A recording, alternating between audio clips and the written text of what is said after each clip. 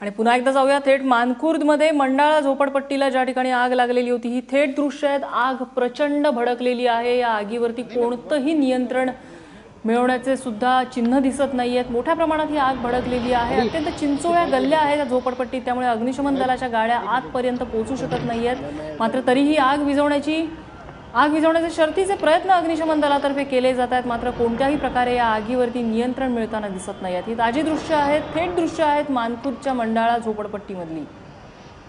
मोठ्या प्रमाणात वित्तहानी इथे होणार हे या दृश्यांवरून आधीच स्पष्ट झालेलं आहे।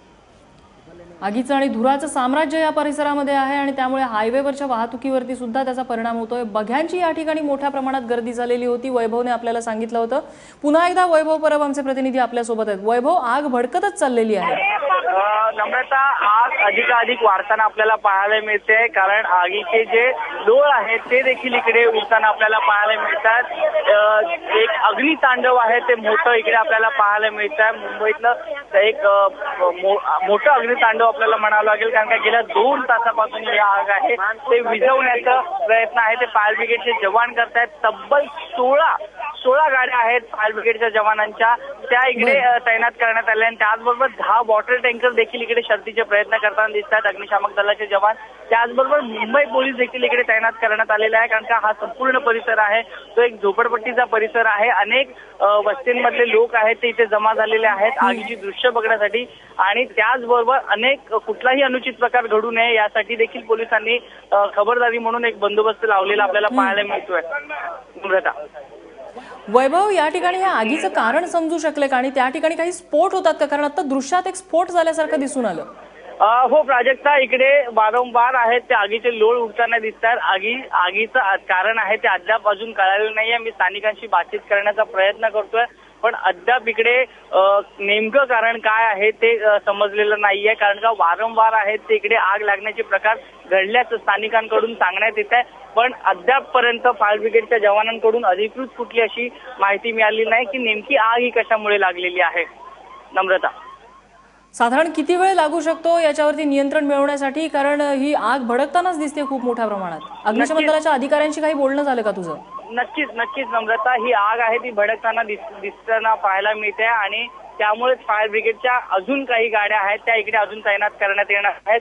मुंबईतल्या विविध ठिकाणाचे फायर ब्रिगेडचे स्टेशन्स आहेत, तिकडनं सर्व जवानांना पाचारण करण्यात आलेलं आहे, कारण की ही आग लवकरात लवकर विझवून संपूर्ण इकडचं जे वातावरण आहे, तणावपूर्ण वातावरण एकंदरीत आपल्याला पाहायला मिळत आहे, ते कुठेतरी शांत करण्याचा प्रयत्न आहे ते फायर ब्रिगेडच्या जवानांकडून करावा लागेल।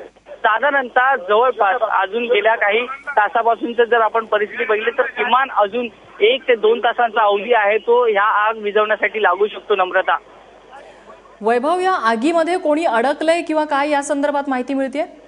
नम्रता, ह्या अद्याप अधिकृत माहिती आहे ती इकडनं फायर ब्रिगेड कडून किंवा मुंबई पोलिसांकडून मिळालेली नाहीये, पण अजूनपर्यंत ही आग जोपर्यंत विझत नाही किंवा फायर ब्रिगेडच्या जवान तिकडे संपूर्ण आहेत ते कार्य करत आहेत, कोण अडकला आहे का, कोण त्याच्यात दगावला आहे का, सध्या तरी अजूनपर्यंत कुठलीच माहिती बाहेर आलेली नाहीये की ह्यामध्ये कोण दगावलेला आहे किंवा कोण अडकलेला आहे। सध्या तरी फायर ब्रिगेडच्या जवानांचं एकच लक्ष आहे की ही आग लवकरात लवकर विझवावी। त्याचबरोबर जर त्या आगीमध्ये कोण अडकलं असेल तर त्यांना सुखरूपपणे बाहेर काढण्याची पूर्णपणे प्रयत्न आहे ते फायर ब्रिगेडचे जवान करताना आपल्याला पाहायला मिळतात। वैभव, नेमक्या अडचणी काय येतात आग विझवण्यामध्ये?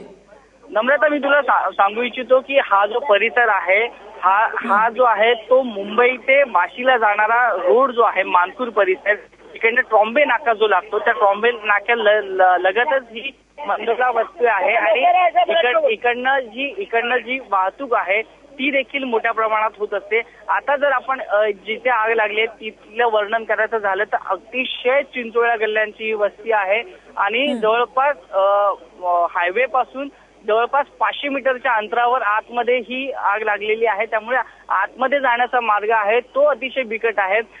जवळपास फायर ब्रिगेडच्या अर्ध्याहून गाड्या आहेत, जवळपास 16 गाड्या आपल्याला पाहायला मिळते तिकडे तैनात करण्यात आलेल्या आहेत, त्यातल्या अर्ध्या गाड्या तर हायवेलाच उभ्या करण्यात आलेल्या आहेत। त्यामुळे आतमध्ये ज्या जवान काम करतायत ते काही अर्ध्याच गाड्यांसोबत किंवा अर्ध्याच वॉटर टँकर सोबत काम करताना आपल्याला पाहायला मिळत आहे, कारण का इकडची जी रचना आहे आहे झोपडपट्टीची, तिकडे आतमध्ये शिरण्यासाठी जी जागा लागते वाहतुकीला तीच कमकुवत पडताना आपल्याला पाहायला मिळते आणि ती कमी असल्यामुळे आगीवर नियंत्रण मिळवण्यात फायर ब्रिगेडच्या जवानांना अजूनपर्यंत यश मिळालेलं नाहीये. नम्रता.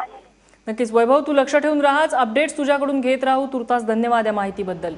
त्यामुळे ही आग चांगलीच भडकताना दिसते. आगीचे लोळ या ठिकाणी उठताना दिसतात. कदाचित स्फोट होत असावेत. मात्र अद्यापही जीवितहानीचं कोणतंही वृत्त नाहीये. मात्र वित्तहानी खूप मोठ्या प्रमाणात झालेली आहे. ही आग तासागणिक भडकतेच आहे. पुन्हा एकदा वैभव आपल्या सोबत आहेत. वैभव, सध्या काय स्थिती आहे आगीची आणि नियंत्रण मिळवण्याची कोणती चिन्ह दिसत आहेत का?